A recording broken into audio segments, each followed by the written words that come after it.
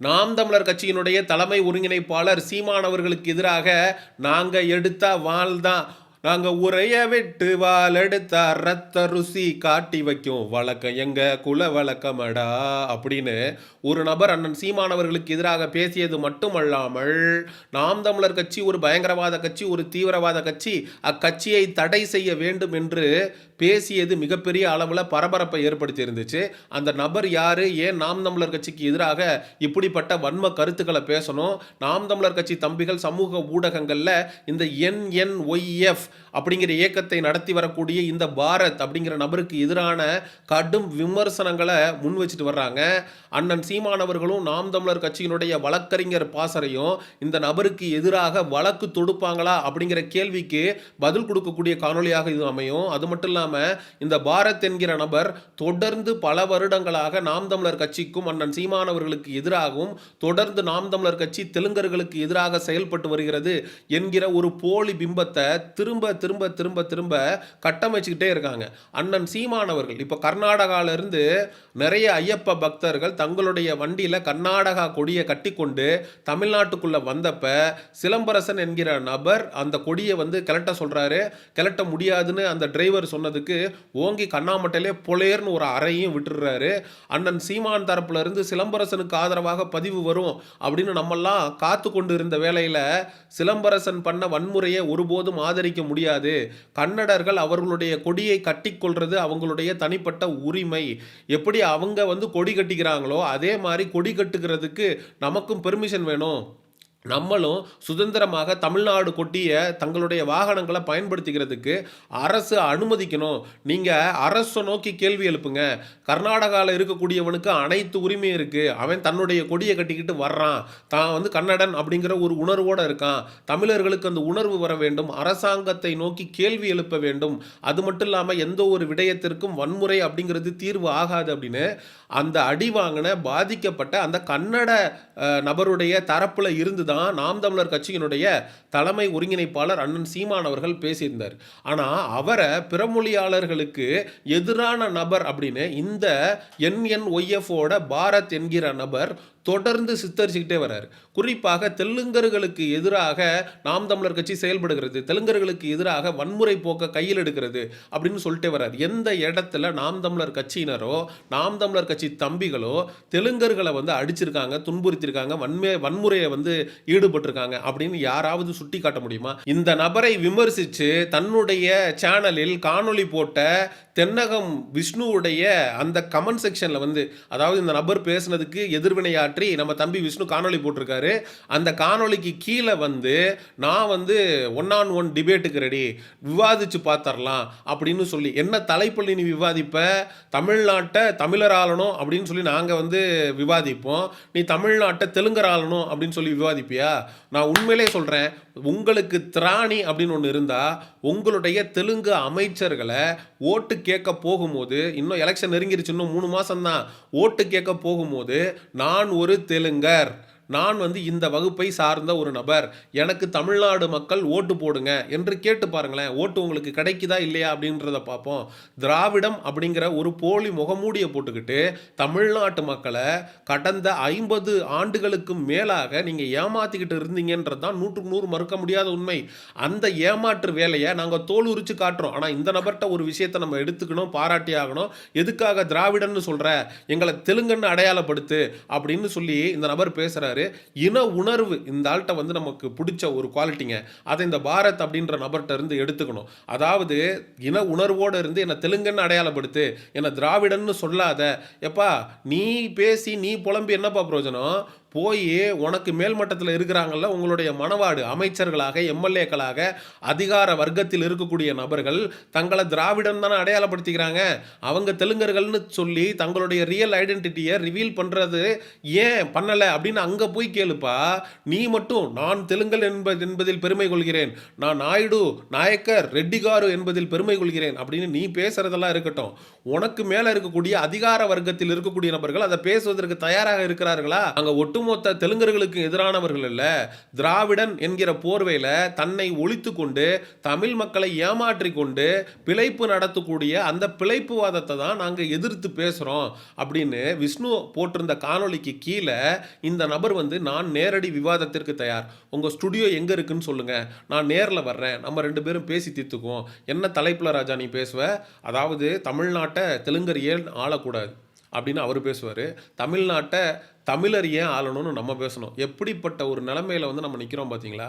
இந்த விவாதத்தை கர்நாடகாவில் நடத்திட முடியுமா? இந்த விவாதத்தை தெலுங்கானாவில் ஆந்திர பிரதேசத்தில் நடத்திட முடியுமா?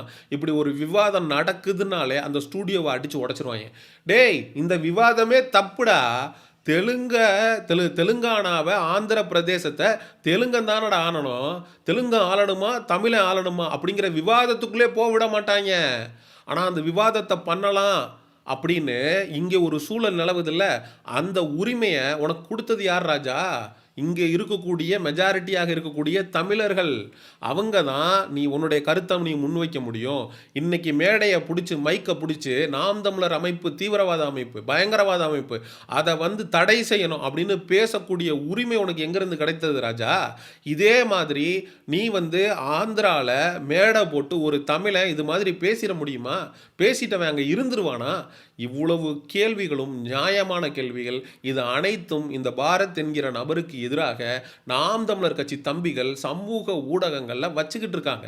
இவர் கூட நம்ம நேரடி விவாதம் பண்ணணுமா? நீ எங்கள் அண்ணன் சீமானவர்களை உரிமையில பேசுகிற, நாக்கு மேலே பல்ல போட்டு பேசுகிற, வாள் எடுத்தா நாங்கள்லாம் விஜயநகர பேரரசு அப்படின்னு சொல்கிற, நீ வாள் எடுத்துட்டு இப்படி நிற்கும் போது எங்கள் கை மட்டும் என்ன கொய்யாக்கா பறிச்சுக்கிட்டு இருக்குமா? புரியல. வாள் நீ எடுத்தா தான் வருமா, நாங்கள் எடுத்தா வராதா? அப்பா, நீ உனக்கு விஜயநகர பேரரசு அப்படின்ற ஒரு அடையாளம் தான் இருக்கு. எங்களுக்கு சேர சோழ பாண்டியன் அந்த வழி வந்தவர்கள் நாங்க. எங்களுக்கு நீ வீரத்தையும் வாள் எடுக்கிறது எப்படியும் அப்படின்னு நீ எங்களுக்கு சொல்லிக் கொடுக்க வேண்டிய அவசியம் இல்லை. அறிவாயுதம் ஏந்தி போராடணும் அப்படின்ற ஒரு முடிவுக்கு நாங்கள் வந்துட்டோம். எங்கள் அண்ணன் சீமான் அதை நோக்கி தான் எங்களை நகர்த்திக்கிட்டு இருக்காரு. அப்போ நீ விவாதம் பண்ண வரியா? வா. ஆனால் நீ யார்? உனக்கு என்ன அடையாளம் இருக்கிறது? எங்களுக்கு நாம் தமிழர் கட்சியில் நாங்கள் பயணிக்கிறோம், தமிழ் தேசிய அரசியலை பேசுகிறோம், மக்கள் கிட்ட அங்கீகாரம் பெற்ற ஒரு கட்சியாக இன்னைக்கு நாம் தமிழர் கட்சி வளர்ந்துருக்கிறது. நீ ஒரு கூட்டம் போட்டு மைக்க பிடிச்சிட்டு உட்காந்துருக்க, 30 பேர் உட்காந்துருக்கான். அந்த 30 பேரும் நீ உன் பேச்சை கேட்க வந்தானா இல்லை 100 ரூபா 200 ரூபா காசை கொடுத்து கூட்டிட்டு வந்தியா அப்படின்னு அவங்கள்ட்ட போய் மைக்க போட்டா தான் உன் லட்சணம் என்ன அப்படிங்கிறது புரியும். அப்போ எதன் அடிப்படையில், எந்த தகுதியின் அடிப்படையில் நீ ஒரு விவாதத்துக்கு வரணுங்கிற? ஒவ்வொரு முறையும் நாம் தமிழர் கட்சிக்கும் அண்ணன் சீமானவர்களுக்கும் எதிரான விமர்சனங்கள் வரும்போது அதை நாங்கள் விமர்சனமாக மட்டும்தான் எடுத்திருக்கிறோம். அதற்கு எதிர்வினை ஆற்றிருக்கணுமே தவிர அந்த நபரை தனிப்பட்டு வழக்கு கொடுத்து அந்த நபரை முடக்கணும், அந்த நபரை உள்ள தூக்கி வைக்கணும், கழிதின வைக்கணும், கம்பி எண்ணெய் வைக்கணும் அப்படின்னு நம்ம நினைச்சதில்லை. ஏன்னா எப்பவுமே கருத்து சுதந்திரத்திற்கு நம்ம வந்து ரொம்ப ஆதரவாக நிலைப்பாடை எடுக்கக்கூடிய நபர்கள் தான் நாம் தமிழர் கட்சியில் பயணிக்கிறோம். ஆனால் எப்போ ஒருத்தன் மைக்க பிடிச்சி நாம் தமிழர் கட்சி ஒரு பயங்கரவாத அமைப்பு, ஒரு தீவிரவாத அமைப்பு, அதை தடை செய்யணும் அப்படின்னு ஒருத்தன் பேசுறானோ, அப்போ சட்டம் தன் கடமையை செய்யலைன்னா நாம் தமிழர் கட்சியில் வழக்கறிஞர் பாசறைன்னு ஒன்று இருக்கா இல்லையா? நீங்கள்லாம் செயல்படுறீங்களா இல்லையா? இப்படி ஒரு நபர் பொதுவெளியில் மைக்க பிடிச்சி பேசி ஒரு பதட்டமான சூழ்நிலையை ஏற்படுத்தியிருக்காருன்றப்ப அந்த நபர் மீது இப்போ வரைக்கும் நீங்கள் வழக்கு தொடுக்காமல் இருப்பதற்கான காரணம் என்ன? ஒவ்வொரு முறையும் நாம் தமிழர் கட்சிக்கும் அண்ணன் சீமானவர்களுக்கும் எதிரான விமர்சனங்கள் வரும்போது அதை நாங்கள் விமர்சனமாக மட்டும்தான் எடுத்திருக்கிறோம். அதற்கு எதிர்வினை ஆற்றிருக்கணுமே தவிர அந்த நபரை தனிப்பட்டு வழக்கு கொடுத்து அந்த நபரை முடக்கணும், அந்த நபரை உள்ள தூக்கி வைக்கணும், கழிதின வைக்கணும், கம்பி எண்ணெய் வைக்கணும் அப்படின்னு நம்ம நினைச்சதில்லை. ஏன்னா எப்பவுமே கருத்து சுதந்திரத்திற்கு நம்ம வந்து ரொம்ப ஆதரவாக நிலைப்பாடை எடுக்கக்கூடிய நபர்கள் தான் நாம் தமிழர் கட்சியில் பயணிக்கிறோம். ஆனால் எப்போ ஒருத்தன் மைக்க பிடிச்சி நாம் தமிழர் கட்சி ஒரு பயங்கரவாத அமைப்பு, ஒரு தீவிரவாத அமைப்பு, அதை தடை செய்யணும் அப்படின்னு ஒருத்தன் பேசுகிறானோ, அப்போ சட்டம் தன் கடமையை செய்யலைன்னா நாம் தமிழர் கட்சியில் வழக்கறிஞர் பாசறைன்னு ஒன்று இருக்கா இல்லையா? நீங்கள்லாம் செயல்படுறீங்களா இல்லையா? இப்படி ஒரு நபர் பொதுவெளியில் மைக்க பிடிச்சி பேசி ஒரு பதட்டமான சூழ்நிலையை ஏற்படுத்தியிருக்காருன்றப்ப அந்த நபர் மீது இப்போ வரைக்கும் நீங்கள் வழக்கு தொடுக்காமல் இருப்பதற்கான காரணம் என்ன? நாம் தமிழர் கட்சியும் நாம் தமிழர் கட்சியினுடைய வழக்கறிஞர் பாசறையும் முன் வந்து நாம் தமிழர் கட்சியை ஒரு தீவிரவாத அமைப்பு, பயங்கரவாத அமைப்பு என்று பேசிய இந்த பாரத் என்கிற தெலுங்கு பையன் மீது உடனடியாக சட்ட நடவடிக்கையை மேற்கொள்ள வேண்டும். இந்த சட்ட நடவடிக்கையை மேற்கொண்டு போட்டுருவாங்க, இவங்க நம்மள எப்படியாவது கழிதின்ன வச்சுருவாங்க, ஏன்னா நம்ம அந்த அளவுக்கு வாயை விட்டுருக்கோம் அப்படின்னு பயந்ததுனால தான் அந்த பதட்டத்தினுடைய வெளிப்பாடா நம்ம வந்து நேரடி விவாதம் வச்சுக்கலாம் அப்படின்னு தென்னகம் விஷ்ணு தம்பியோடைய சேனலுடைய வீடியோக்கு கீழே இந்த நபர் கமெண்ட் பண்ணிக்கிட்டு இருக்காரு. இப்படி நீங்கள் கண்டுகொள்ளாமல் இந்த நபர் பேசிட்டு போட்டோன்னு விட்டீங்கன்னா ஆளாளுக்கு மைக் எடுத்து நம்மளை தீவிரவாதி பயங்கரவாதி அப்படின்னு அவன் முத்திர குத்த ஆரம்பிச்சிருவான். இது நல்ல அரசியலுக்கு நாகரிக அரசியலுக்கு வழிவகுக்காது. நாம் தமிழர் கட்சி தம்பிகள் இந்த காணொளியை அந்த தெலுங்கு பையனுடைய கண்ணில் படும் வரை பகிருங்க. அந்த தெலுங்கு பையன் மன்னிப்பு கேட்கும் வரை சமூக ஊடகங்களில் அவர் பேசிய வார்த்தைகளுக்கான விமர்சனங்களை தொடர்ந்து அவருக்கு எதிராக வைத்து கொண்டே இருங்கள். சட்ட நடவடிக்கையை அவர் மீது நாம் தமிழர் கட்சியை எடுக்க வேண்டும் என்று வலியுறுத்தி இந்த காணொளியை நிறைவு செய்கிறேன். செங்குருதி சேயோனே வங்கோடிய வேலோனே செவ்வளரி தோளோனே எங்குடிய காப்போனே.